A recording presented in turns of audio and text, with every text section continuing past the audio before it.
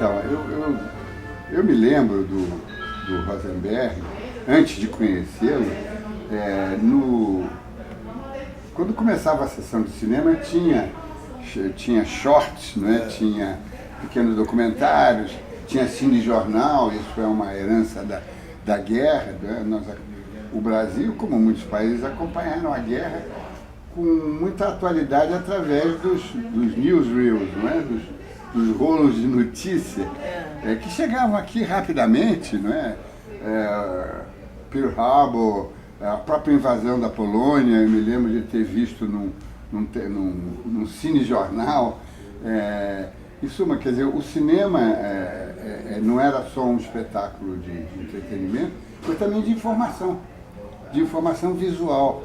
O rádio era fantástico, o rádio dava tudo, os jornais chegavam nas casas e as pessoas liam os jornais.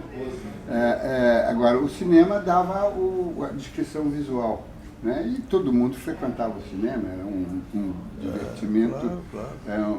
Um entretenimento relativamente popular. Né?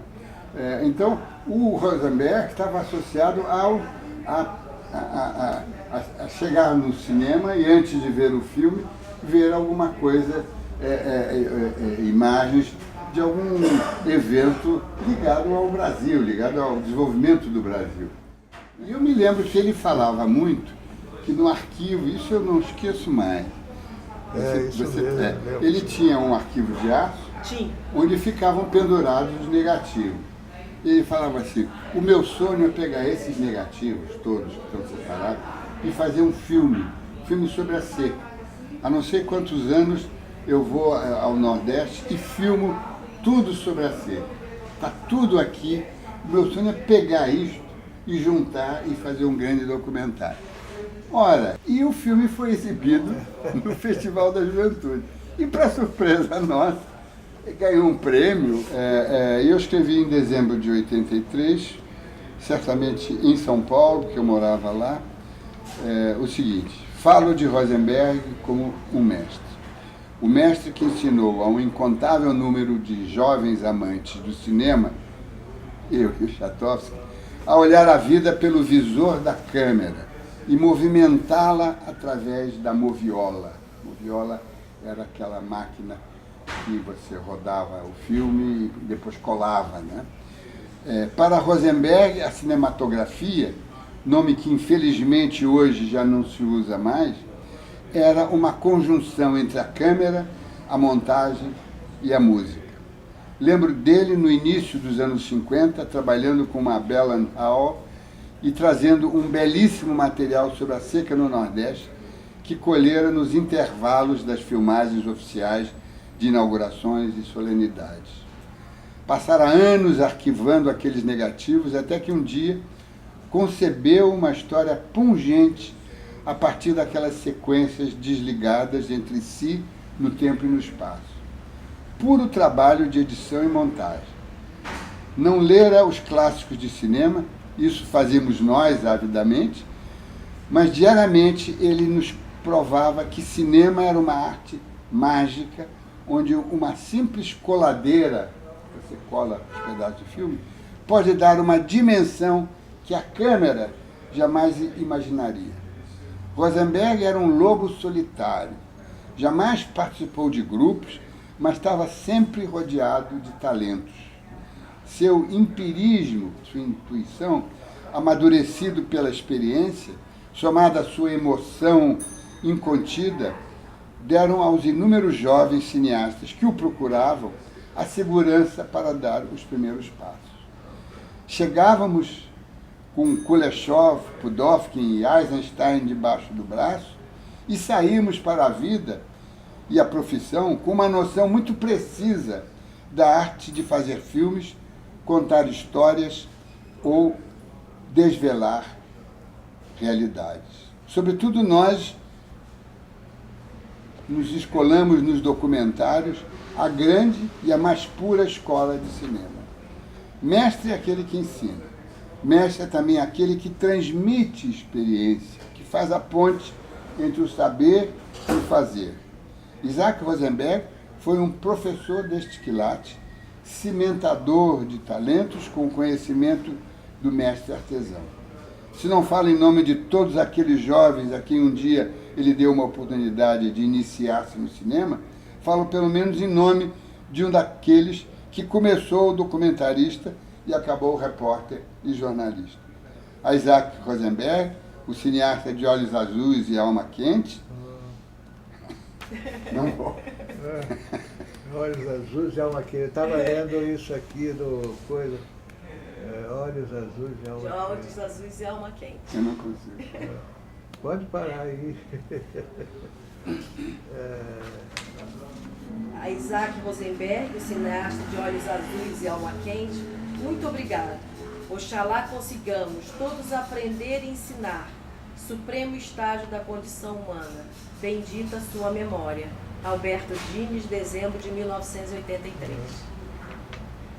O fato é o seguinte, as perdas são muito difíceis. Você absorve, todos nós já perdemos, perdemos entes e coisas.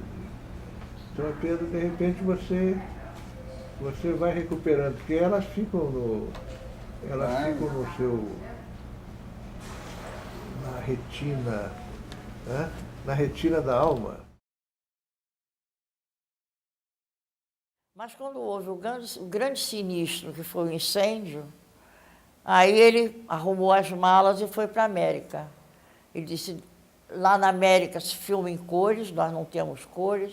Na América tem outro, precisa importar máquinas novas, porque ele foi o primeiro a importar as máquinas a reflex. Ele criou uma firma de importação. Nós temos todos os documentos dessa firma de importação. E foi a primeira firma de importação a trazer material cinematográfico da Alemanha.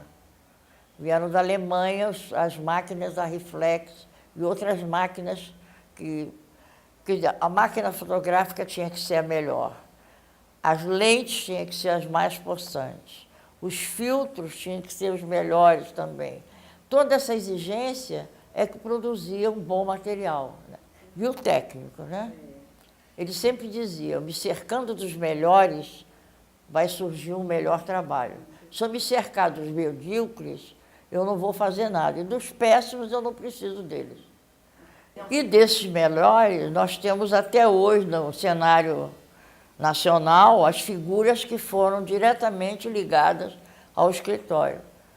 O que eu mais tive ligação foi com Paulo Mendes Campos. Paulinho, para mim, foi uma das coisas mais incríveis que aconteceram dentro do escritório. Era a presença dele, era a inteligência dele, a capacidade do Paulinho era impressionante. Mas nós tivemos Nelson Pereira dos Santos como cinegrafista, Hélio Silva, nós tivemos Sérgio Chapelin, 20 anos, sendo nosso speaker, Luiz Chateaubar foi nosso speaker, Heron Domingues foi também participante. Com os escritores, tivemos o Dr. Álvares, que foi maravilhoso. Foi uma pessoa que... O Álvares tinha a capacidade de acalmar. Entendeu? As pessoas que trabalhavam com ele, quando saíam do escritório, estavam super treinadas. Pegavam qualquer trabalho e dava certo. Porque tinham passado por aquela escola de exigência, de disciplina. Para mim foi muito interessante, porque foi uma vida nova.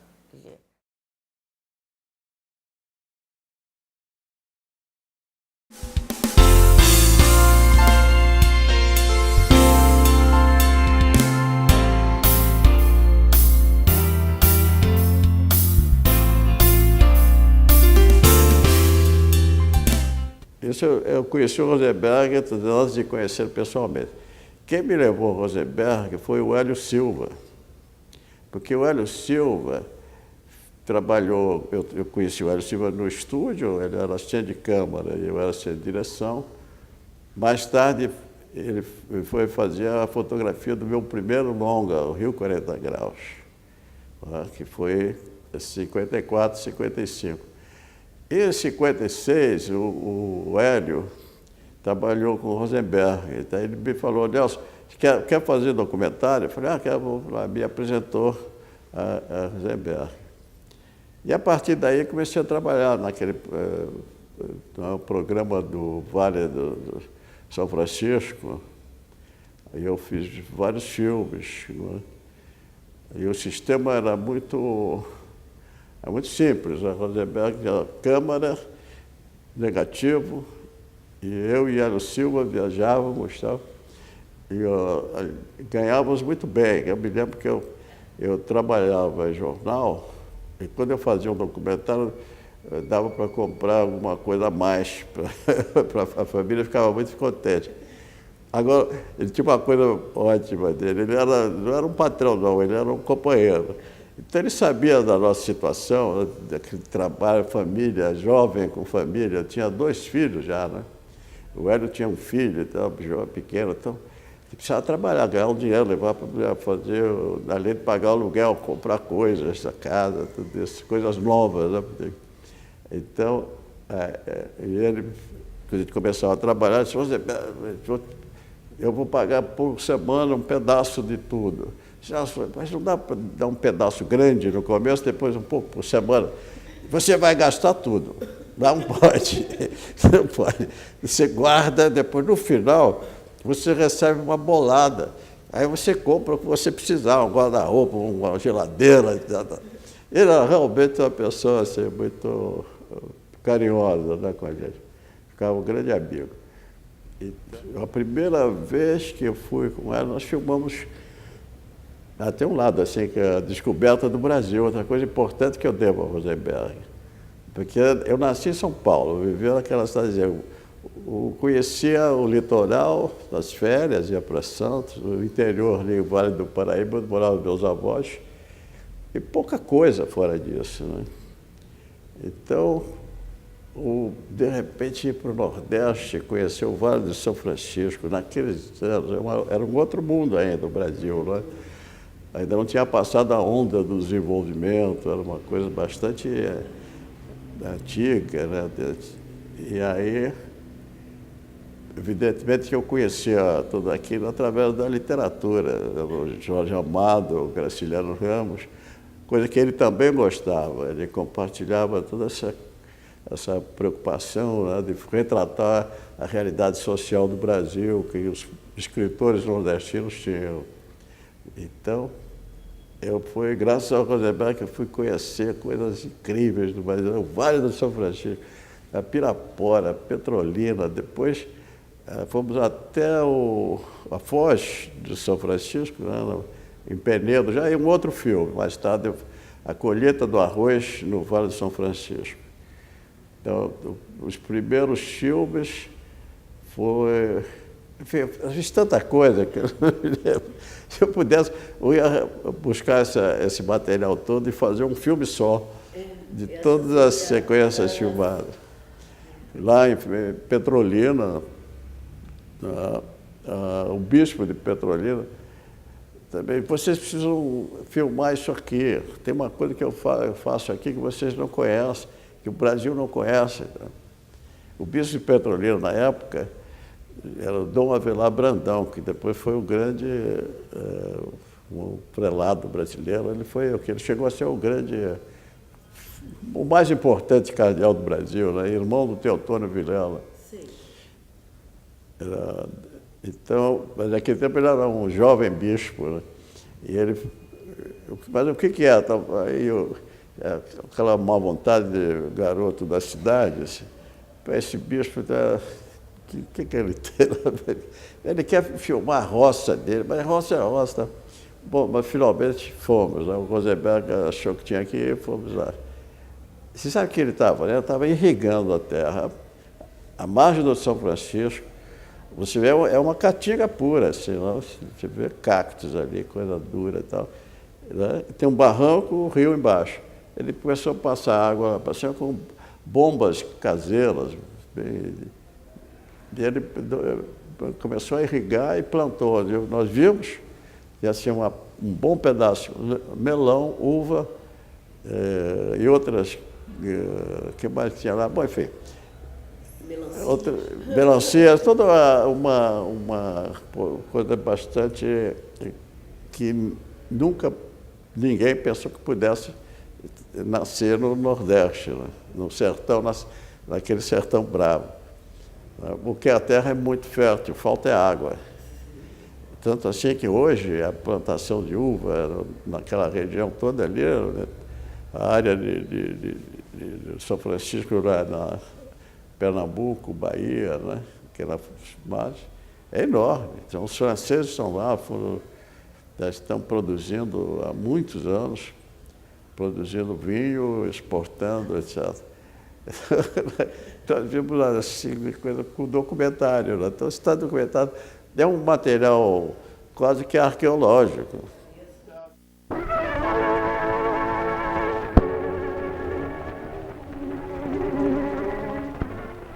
Esta vasta área que sobrevoamos representa o núcleo colonial de Petrolândia, em Pernambuco, em fase de recuperação pela Comissão do Vale de São Francisco.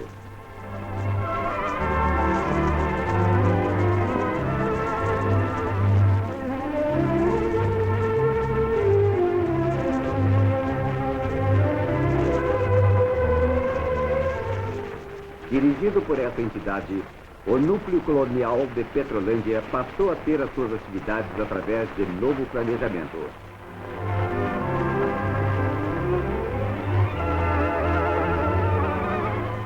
A colônia, desde há um ano, vem se reequipando inteiramente. Frigoríficos que entram em funcionamento, bem como as chocadeiras elétricas de grande capacidade e aperfeiçoamento.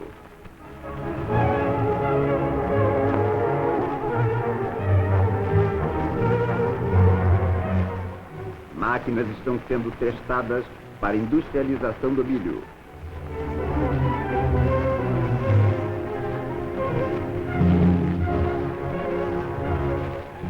Instalação da nova fábrica de doces que se destina ao aproveitamento da grande produção de goiaba dos colonos.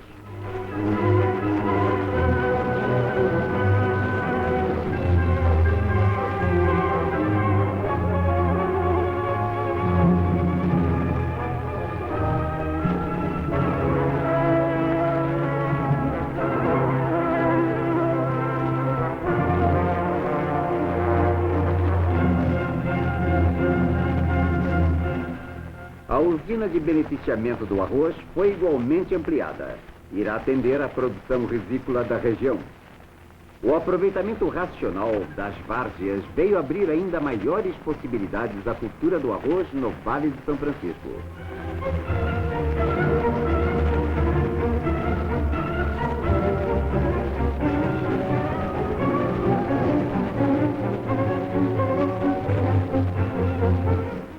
Bombas elevam a água do rio. Uma das primeiras preocupações da comissão foi pôr em prática a restauração da rede de irrigação e de abastecimento d'água.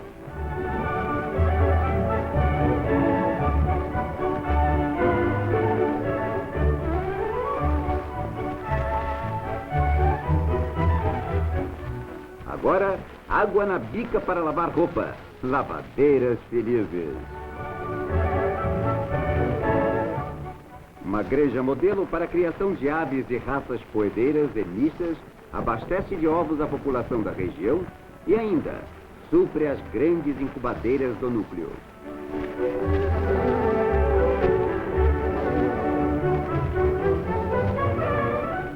Milhares de ovos são colhidos diariamente.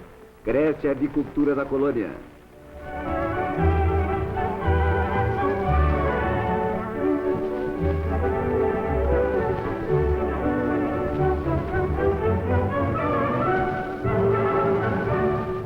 Essa criação irá tomar aqui particular importância, porque através de novas raças adquiridas, os rebanhos da região poderão ser zootecnicamente melhorados. Gado leiteiro de pura raça holandesa, sangue novo nos rebanhos existentes. Para manter a criação nesta boa forma, é necessário o cultivo do capim Guatemala, o que quer dizer ótima pastagem.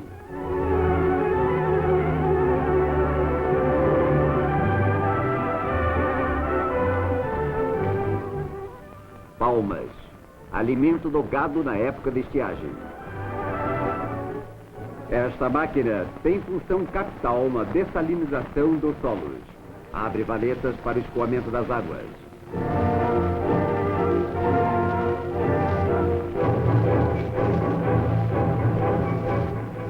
A abertura desses drenos está concorrendo para a recuperação dos solos salinizados do núcleo.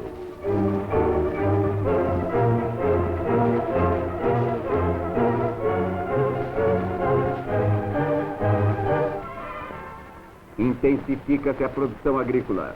Aqui vemos a sementeira de coco e aspectos do seu replantio.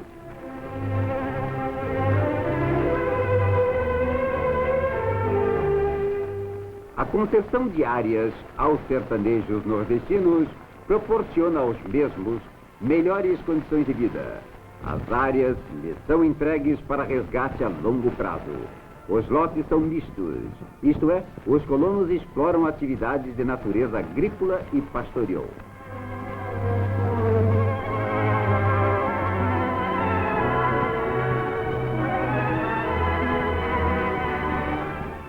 O núcleo colonial de Petrolândia abrange área de 4.000 hectares, dos quais 1.200 serão irrigados no ano corrente.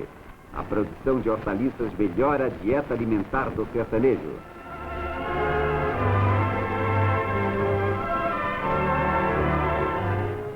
Constante é o movimento no pátio da oficina mecânica e do almoxarifado. Aqui são reparadas e testadas as motobombas que estão sendo distribuídas aos lavradores da região, cujo número atinge a 1.200. Os veículos não param em sua atividade diária, distribuindo produtos, sementes e materiais.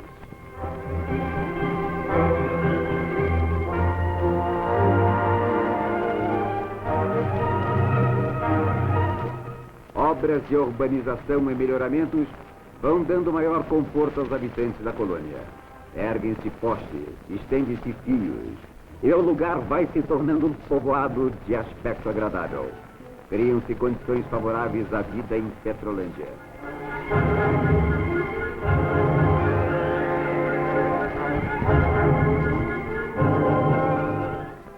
Hoje, a colônia recebe energia diretamente de Paulo Afonso. Mas a usina de Itaparica, propriedade do núcleo, aí está para qualquer eventualidade. Esta é a casa da chefia central e escritórios. Belos jardins guarnecem as residências dos funcionários da colônia.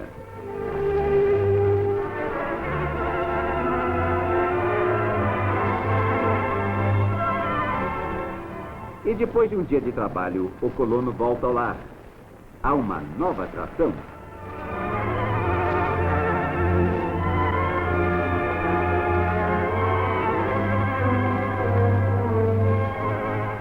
Está no estábulo. Nasceu há poucos dias e já é o queridinho de todos da casa.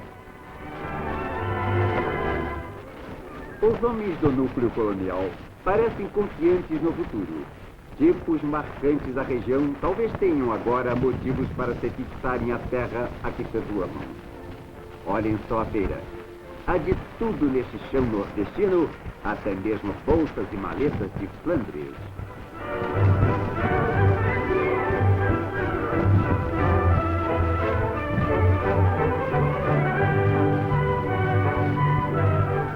Até o fotógrafo está mais ativo. Algum embaraço? Nada, tudo vai bem. Sim, tudo vai bem nos campos do núcleo colonial de Petrolândia. Bom, nada mais justo que a realização desta homenagem à figura que foi Rosenberg, a sua obra, o seu trabalho, o seu esforço como documentarista, sua preocupação em retratar a realidade brasileira, principalmente os pontos positivos, né? Era um otimista, um homem que acreditava muito no desenvolvimento, se preocupava muito com a miséria, a pobreza, ainda o estado de subdesenvolvimento em algumas regiões do Brasil, que ele conheceu muito bem, viajando constantemente, e acreditava que pelo desenvolvimento houvesse a famosa redenção dessas populações e elas pudessem atingir um nível de vida compatível, digno. Ele fez a parte dele, que era a parte de um cineasta, de um documentarista, que era documentar o que ele via. E principalmente obras estruturais, obras que tinham um grande impacto na economia e na sociedade, né, das regiões que ele percorreu. E hoje essa exposição aqui, ela resgata, né, se não tudo, pelo menos uma boa parte da obra do Rosenberg, que precisa ser lembrada, e num local extremamente agradável, né, Vassouras, uma cidade muito bonita e muito acolhedora aqui do estado do Rio. E eu só posso augurar e desejar o maior sucesso para essa promoção e que ela seja apenas o início de muitas outras neste local, né? E de modo que haja uma dinamização da vida cultural aqui de Vassouras e que mais adiante, novamente, os filmes do documentário do Rosenberg possam ser vistos agora em DVD pelas novas gerações, né? Pela meninada, pelos adolescentes de hoje que estão nas escolas, certamente terão o que aprender vendo os filmes dele. É só.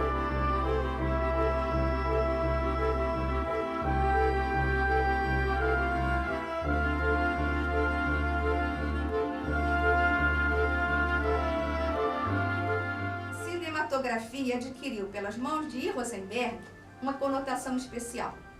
A obra deste profissional traz a textura do Brasil, registrada na grafia do cinema-arte.